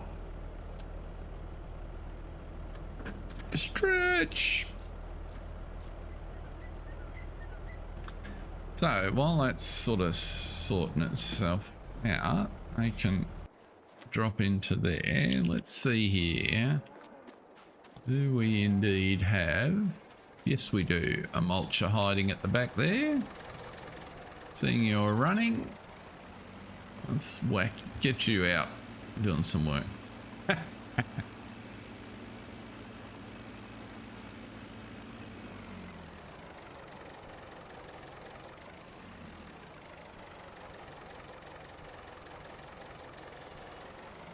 Oh, I'm driving over a weight. I didn't see that sitting there. No wonder I all of a sudden am going slow.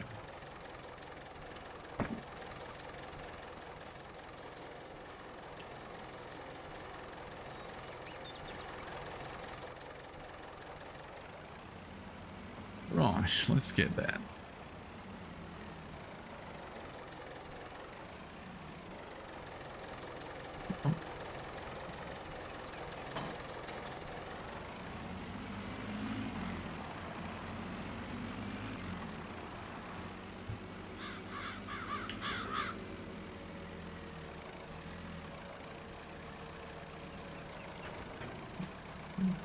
Let's do the barley fields.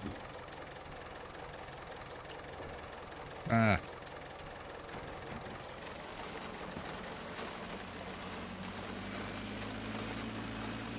Oop, bit dusty.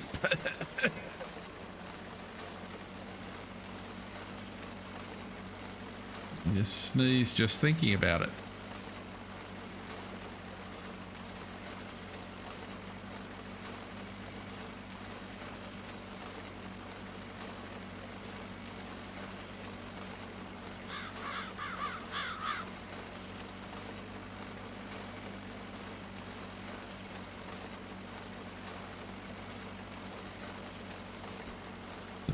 Couple of loops.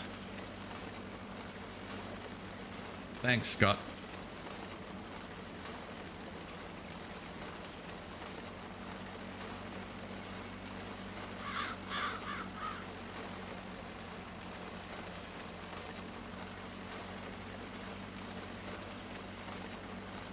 I think we might have hit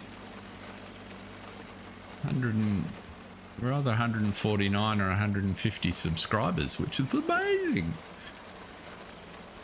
The world has a very strange way of looking at foreign produce. We take a lot of vintage fed to chance and they look at it like we're mad. Yes. Exactly.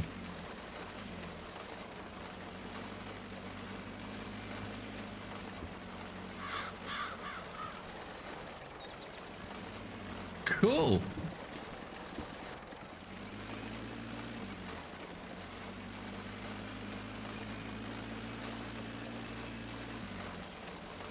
Come on, up you go. Come on, come on. My kingdom for just a little bit of front wheel. There we go.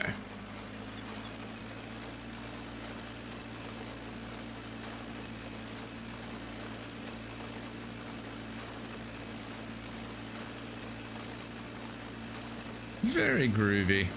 Very groovy. So it's probably easier to watch it that way, isn't it? But I can't drive straight from that side, so...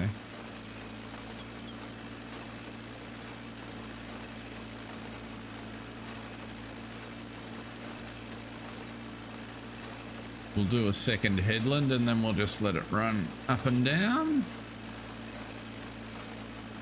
Where did I get that mulcher? Let's have a look. I think we've had it on here since the beginning. It tends to be my go-to. It is...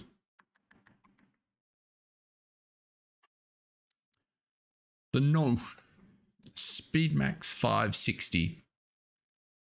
I like it because it's typically not very expensive. It only needs 130 horsepower and it's almost 6 meters wide. So it's kind of a good combination. It might even be, no, it can't be base game, can it? Where are we? Mulches. Oh, maybe.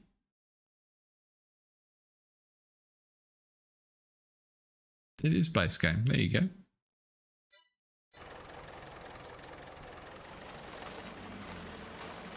Yeah, it is a bargain.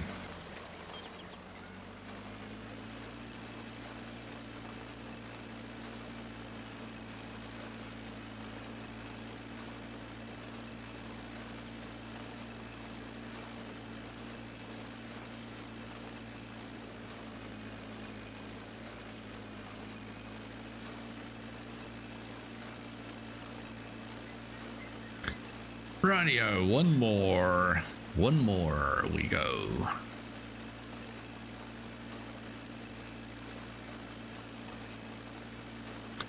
So maybe what we do this year, we planted barley last year, maybe we should put wheat in because we've got a silo full of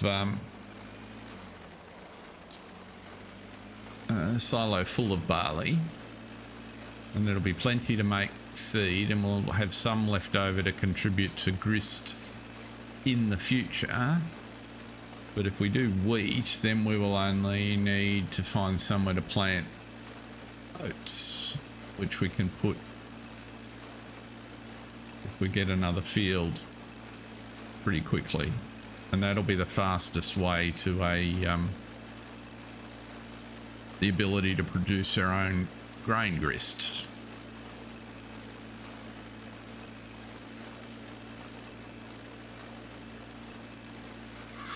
So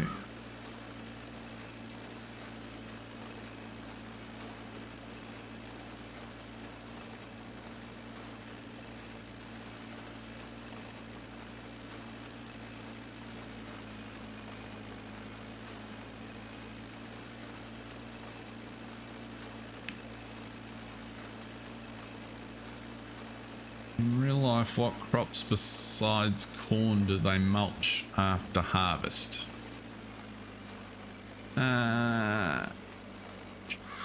I do not know the answer to that question. I'm just trying to think here.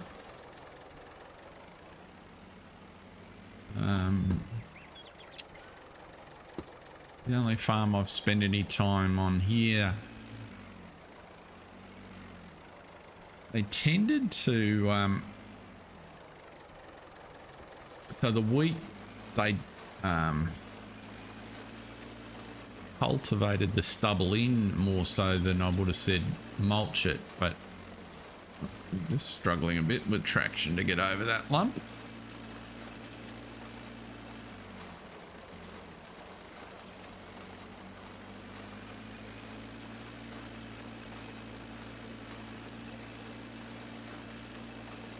I would have thought you'd have to mulch sorghum because you're left with so much of the plant.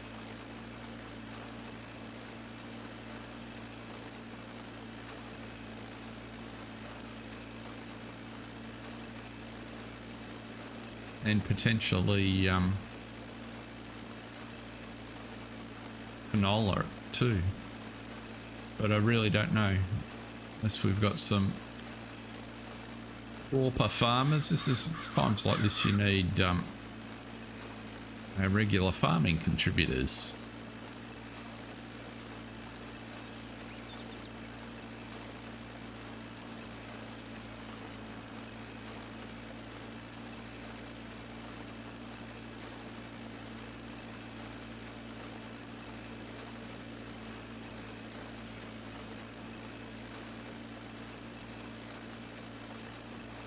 Speaking of contributors, it's really interesting getting a little bit more attention from YouTube, so I'm getting some different stats than I've seen before. And it must have been being nice to me last night because I ended up with a record number of people passing through the stream.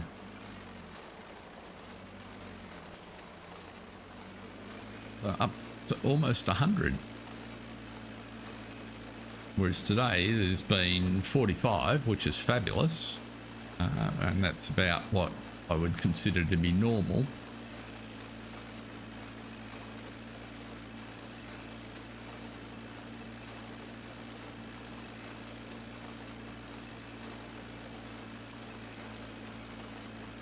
Never seen mulching in the UK, only seen wheat, barley and grass harvested.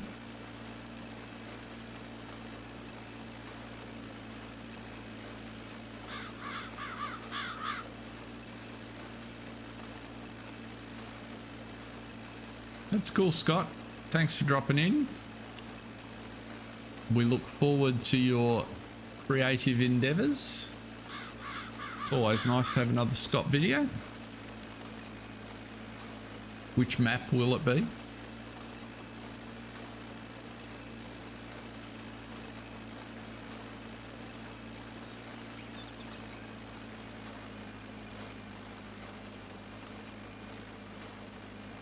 Asada. We haven't been on Asada for a while.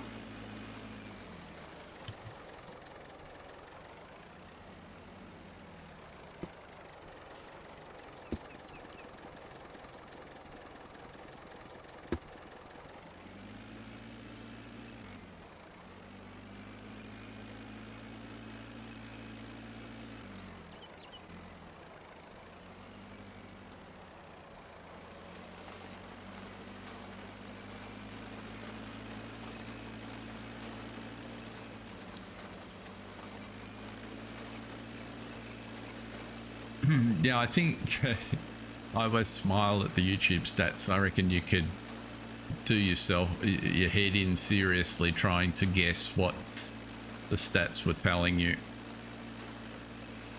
or what YouTube really wanted you to think from the stats. You know, some of it's sort of vaguely interesting, and I suppose if I was trying to run a serious business rather than just a hobby and doing something that I'm enjoying, it would be more important.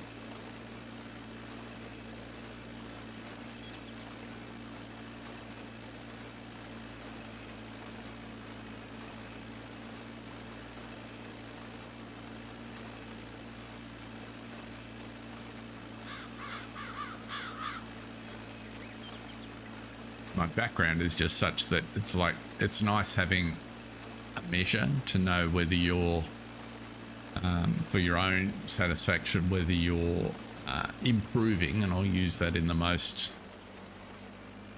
general sense of the word, or not, going forwards or backwards. So, right, so we can whack you on there. Have you got the right angle? Sort of. Okay. Right, next job. We could put that bale somewhere. Okay. That's really odd.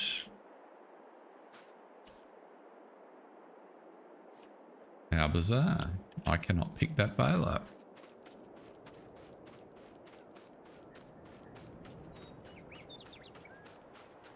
If a bale falls on the farm, does anyone hear it?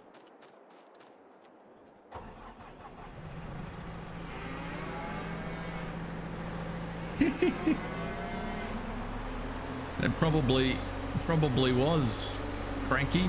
No, not so much nervous to talk as didn't know what to say. I mean, you know, some people have the gift of the gab. I've never felt that, and I guess, you know, growing up it was always you didn't speak unless you had something to say.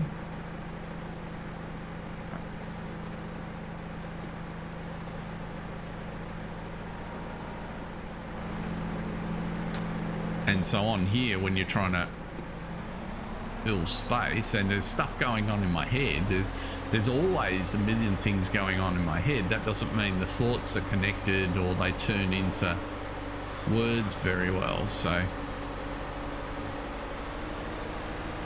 I don't know what to do with this bale. I think we'll just put it in the loft over here and forget about it.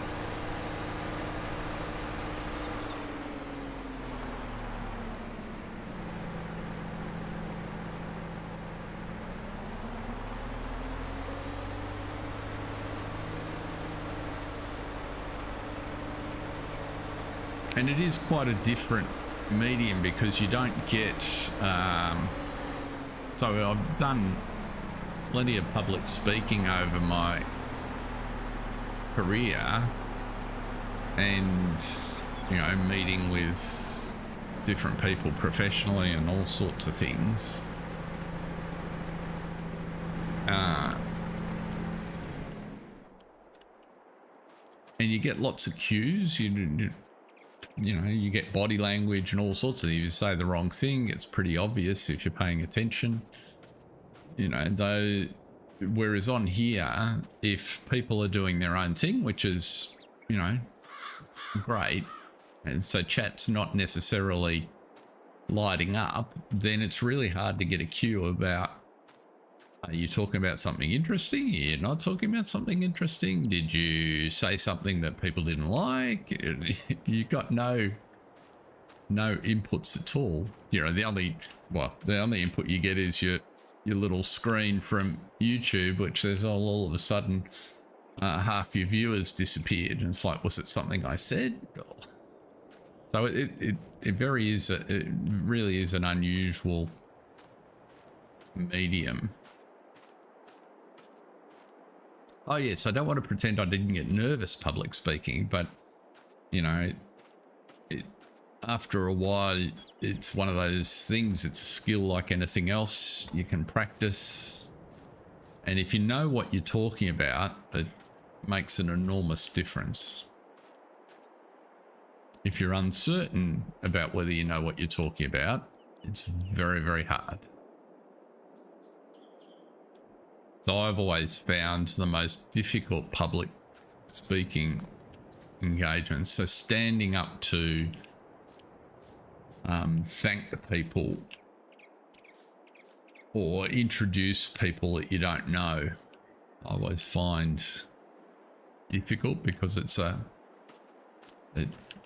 some people are really good at it, and the words to use and what to say just doesn't come naturally to me. But standing up to introduce a person that I know, yeah, that's easy. Now, you're going over there, fine. We're going to run out of food in here for next time, aren't we? Shut the door, shall we? Hello, shut the door. Is my mouse not working at all now? Let's see here.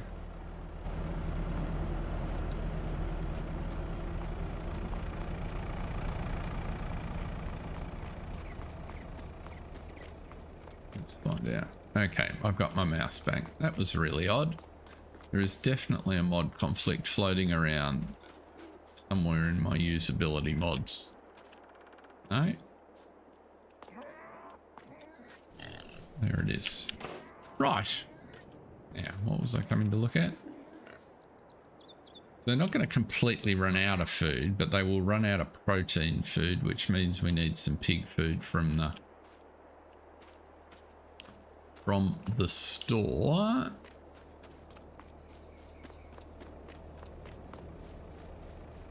We've got some, what trees in there? They're eucalyptus.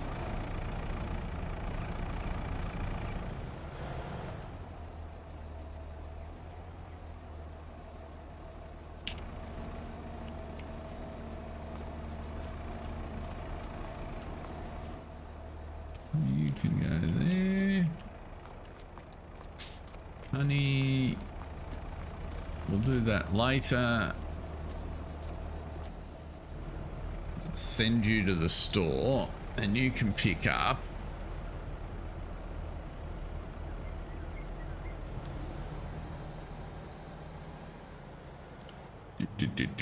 just a few bags of pig food will do fine. Where are we going to? Yard carbo, vehicle buy sell.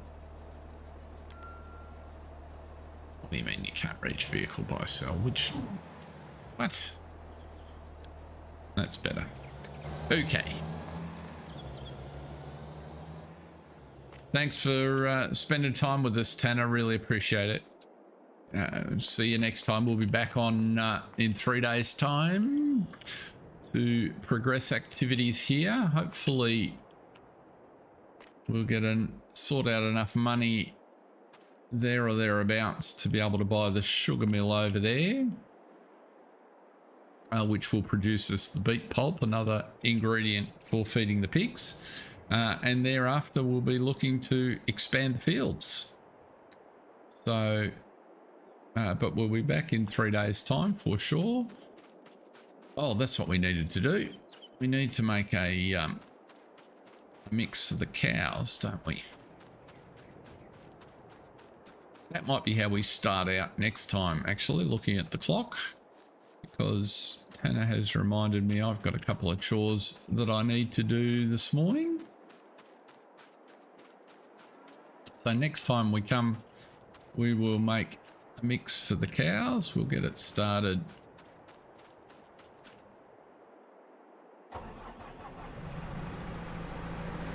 I remember we use the other tractor, don't we, because this gets caught if I'm not careful.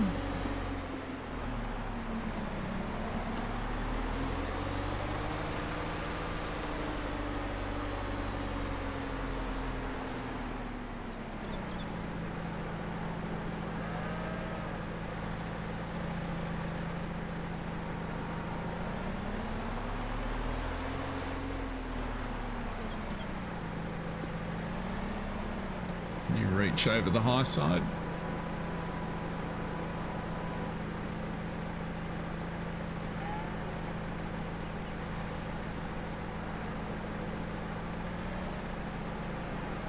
You can, but you won't tip out. Come on, there we go. So we might leave it there, folks. Thank you very much for joining us today. Appreciate having you along. It's been fun, and there'll be more videos for both Griffin and Silver Run Forest Farm. I managed to trip myself up last week and published 2 Silver Run videos in a row, and then went to do the next Griffin one and suddenly realized I'd recorded it but hadn't edited it. So that was but we're back on track now.